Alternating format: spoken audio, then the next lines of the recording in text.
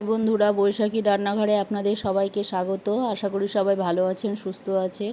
আজকে আমি একটা নতুন রেসিপি আপনাদের সঙ্গে শেয়ার করতে চলে এসেছি। কাঁঠালের বিচি ভর্তার রেসিপি। আমরা অনেকে অনেক রকমভাবে খাই। এখানে আমি কাঁঠালের আটি নিয়ে নিয়েছি, রসুন আর কাঁচা লঙ্কা নিয়ে নিয়েছি। যে কড়াই বসিয়ে দিয়েছি, কাঁঠালের বিচিগুলো দিয়ে দিলাম। শুকনো খোলায় ভেজে নেব। গ্যাসটা কমিয়ে হালকা হালকা নেড়ে দিতে হবে। প্রায় 15-20 মিনিট এরকম হালকা করে ভেজে নিতে হবে। এই যে ভাজা হয়ে গেছে, এবার আমি নামিয়ে নিলাম। এবার রসুন আর লঙ্কা শুকনো খোলায় ভেজে নেব।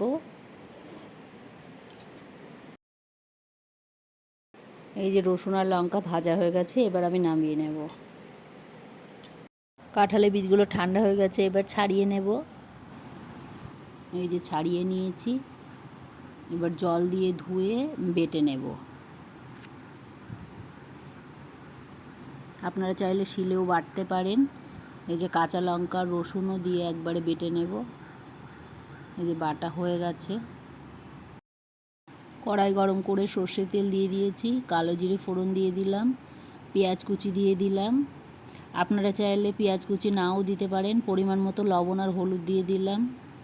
এবার কাঁঠালের আটি বাটা দিয়ে দিলাম, দিয়ে 3-4 মিনিট ভালো করে নেড়ে নিলেই রেডি হয়ে যাবে কাঁঠালের বিচি ভর্তার রেসিপি।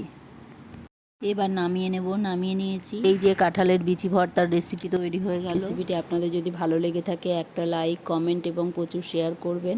আমার এই চ্যানেলে যেই বন্ধুরা নতুন, সাবস্ক্রাইব করে দেবেন এবং পাশের বেল আইকনটি প্রেস করে দেবেন নতুন নতুন রেসিপির ভিডিও পেতে। আপনারাও এইভাবে বাড়িতে তৈরি করে দেখুন। আপনাদের কেমন লাগলো কমেন্টে আমাকে জানাবেন। আজকে এই পর্যন্তই। আবার অন্য কোনো দিন অন্য কোনো নতুন রেসিপি নিয়ে চলে আসবো।